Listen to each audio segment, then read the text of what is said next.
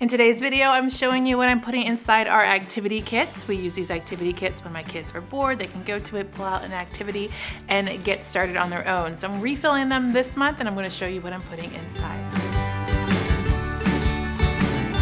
Hey you guys, it's Christina from the Purple Alphabet. Activity kit time. I have our activity kit. This one's from last month, so I'm going to refill it with some things and show you what I'm putting in this time. I do this quite often, so I do have a lot of videos that you can go and watch after this one to get even more inspiration on things that you can do with your kids. So I'll put that playlist down below in the description box. Let's get started on this month's activity kit. As per usual, we usually do a recap of what worked and didn't work inside the previous month's activity kit. And so this is what was in there. I actually added some more things after I made the video because I found some Easter things. So I need to empty this box, but I'll just recap what worked and didn't work. Starting off with these books. If you've been following along on our little journey here on the Purple Alphabet, you know we did some raising of butterflies. And so as part of that, I wanted to add in these butterfly books. This is like a Lift the Flap book. And then this one is the Dr. Seuss All About Butterflies book. And these came in really handy. So as our butterflies went through all their stages of life, their life cycle, we were able to refer back to these and kind of see what's going to happen next and learn more about it. So glad I put those in there. That was really helpful. I also put the Safari LTD life cycle characters in there. So in the bag, there's all these characters of the life cycle and then also the card that goes with it. So this was great to do because it really supplemented what we were doing with the butterflies as they grew and we released them. For Easter, I added in these activity books and these word searches. These are actually from previous years.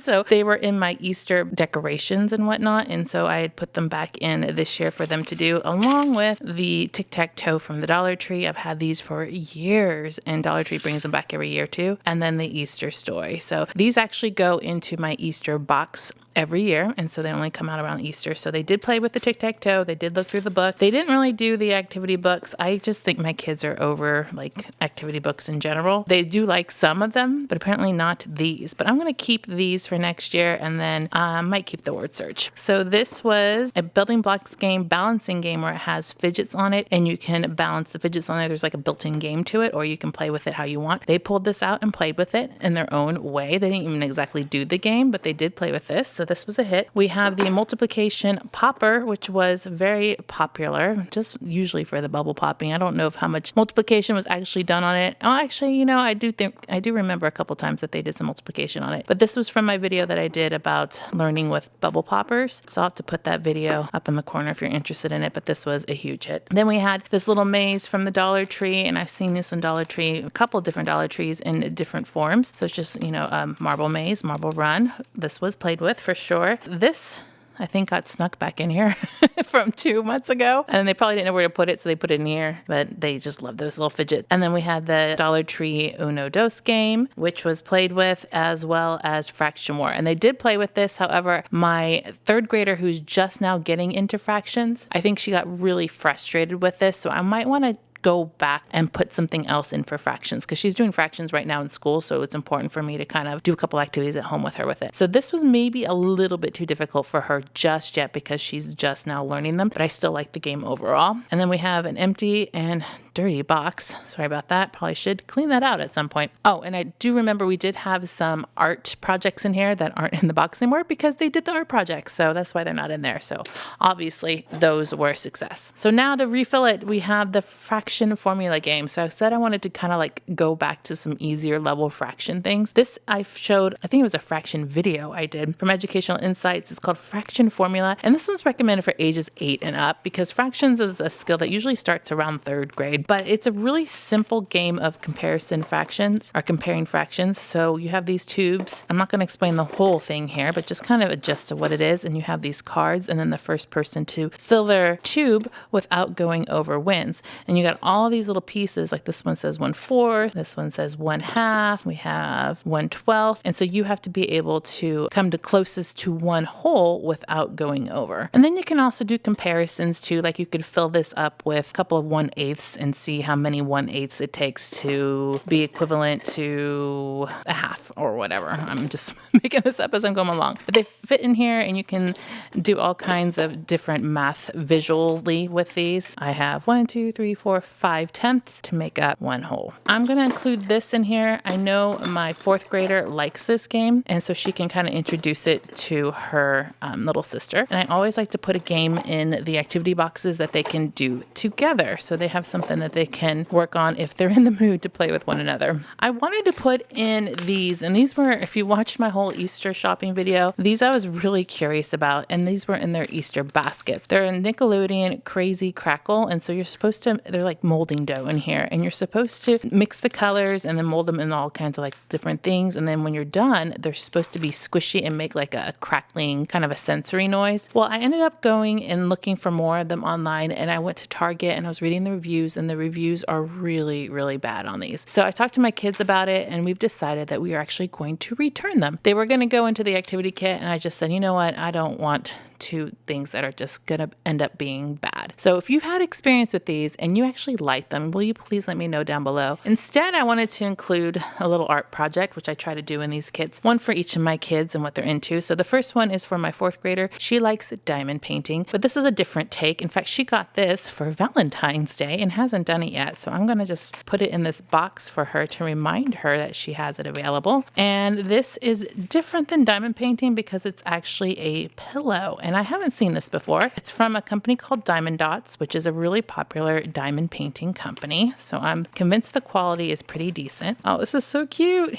I love it already. This is the actual pillow, and you can put stuffing inside of there. I don't think it comes with the stuffing, does it? No, it doesn't come with the stuffing. We'll have to get some. So then on the cover here, there's this plastic on it because it's protecting the adhesive. So there's adhesive on this heart. And what you have are all of these, what's called diamonds or gems, or I don't know, another word for them, and all the matching colors. And there's actually a little guide here that talks about which symbol is which color. So if I pull these out here to show you, each little packet has a different color, diamonds or gems. They're really pretty. And so each packet has a special number on it, and that corresponds to this little chart that has a symbol on it. And that symbol is on the heart. So it's kind of like a paint by number, so to speak, except you're putting these little diamonds onto here, putting them on with this pen. So this is the toolkit that comes with every diamond painting thing. I'm going to see if I can find this on Amazon, or a similar one maybe, and I'll put that in my description box. So you have this pen, and you put it inside this wax. There's this pink wax. This is just to hold your pen. You put all the diamonds in here, and you shake it up, and then you pick up wax.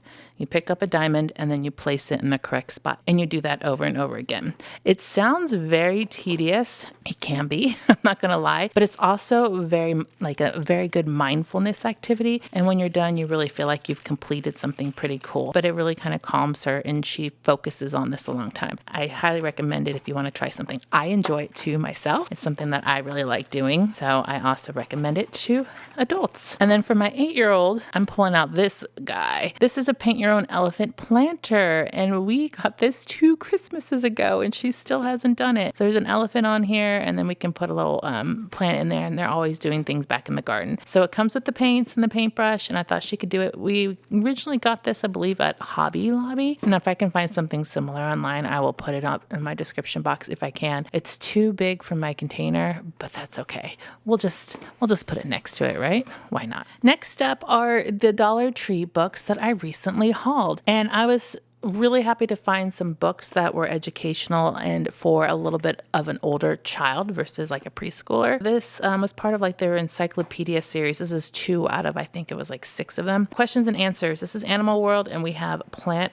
Earth. They have topics like this says monkeys, and there's questions and answers with some really good pictures and just general information. When we get books, they get put onto our bookshelf, and they get forgotten very, very quickly. So I like to pull them out. Like a couple months ago, I think I had some Where's Waldo books in here. Last month I had, those butterfly books. They just get forgotten because they get on the bookshelf, and so it's kind of like out of sight, out of mind. I thought if I put them in here that they can take a look at them because they do go to this box and they look frequently. The reason why I picked the animal one is because we have been frequently going to the San Diego Zoo, and so I thought it might be good to have this just to kind of, play off our zoo visit, and they might tell me some information that I didn't know. Secondly, I got the Planet Earth one because we've been doing doing some traveling. And for spring break, we went to the Hoover Dam, and then we're going to be going on another trip for a wedding. And so I just thought it might be fun to pull this one out because a lot of questions are getting asked. Why? Why are these things happening? Why is there a Hoover Dam? And so I thought it might be really good to have this right now because those questions are being asked. And so it's kind of like a child-led thing with me. Like since they're starting to do it, these might be good to put in now. And they were only $1.25 at the dollar store. I thought that would be worth it. So we're going to put these in here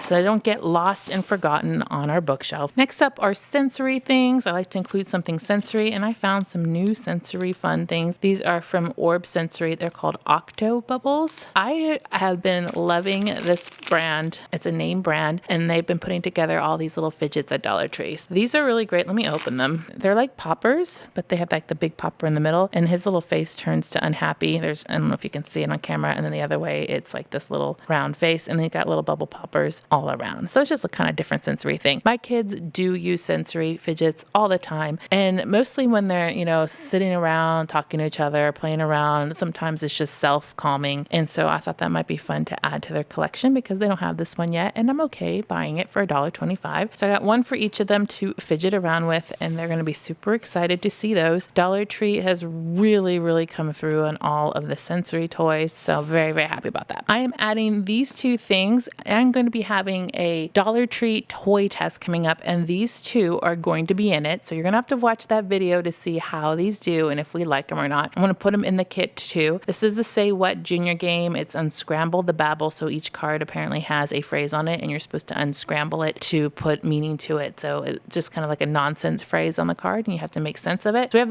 that they can play together. And then Squashy Sculpt is another one that's been at Dollar Tree, and I was curious and wanted to do a toy test on that. They recommend it for ages 6 and up, where there's a whole bunch of clay on here and some cards and a timer, and you're supposed to sculpt. And kind of like you remember Win, Lose, or Draw, very similar, where you draw the item on the card. This is you sculpt the item on the card. So watch that Dollar Tree toy test and see what we think about these. There's going to be a whole bunch of stuff in that Dollar Tree toy test, like a lot of things. So definitely watch that. That video is coming soon. I usually only do one game that they can play together, but because those are coming up in the toy test, I wanted to include those. A couple more things that they can do solo. These are a new find at Dollar Tree. I didn't see them when I did my shop with me. So I'm going to mention them now. These are activity books with the yes and no ink pen. So this kind they still do like. They don't like the kind that you just, use your own pen or marker, but they do like these. They're little notepads with games on them, and you have to use the marker to reveal the answer. I definitely know they're going to like this. I'm putting in the activity kit, but I have a feeling because we're going to be going on a trip, they'll take these to do on the airplane as well, and I'm totally fine with it. I feel like on these books, the skills inside of them are kind of wide range, and you just kind of have to go with it. This says use the clues to guess who, like the Guess Who game. We have find the words in the picture, draw your own Guess Who character. So there's all kinds of games related to the main game Guess Who, so I thought that might be more appropriate for them and their ages. So we're going to include those. I got one for each of them. I almost got the other one. There was like a Mr. Potato Head, and then one third one. This is also a new find from Dollar Tree. It's a light up spinner, and I only got one. Probably should have gotten two, one for each of them, but I got it from my third grader because she likes all things planes and flying things and remote control robotic things, and I thought she might enjoy doing this one. This one is not in the toy test, but I think what I'm going to do is put it in an Instagram stories. So follow me over on Instagram to find out more about this one. It says watch it spin down. It's a light up spinner, has a bright LED light, and it had different colors at Dollar Tree. So this is what we ended up with. So we're going to put that in there for fun and see what happens. Here is our activity box for this month. It is quite filled with all kinds of new things. Not a lot on the learning. We had a couple learning things in there with our books and our fractions, but overall, I think we have enough to keep them busy. There are a lot more ideas that you can use for activity kits. I'm going to put a video up here on screen to get even more inspiration. You can go check that out next. I'll see you over there. Click subscribe to see more videos like this and give me a thumbs up to show your love.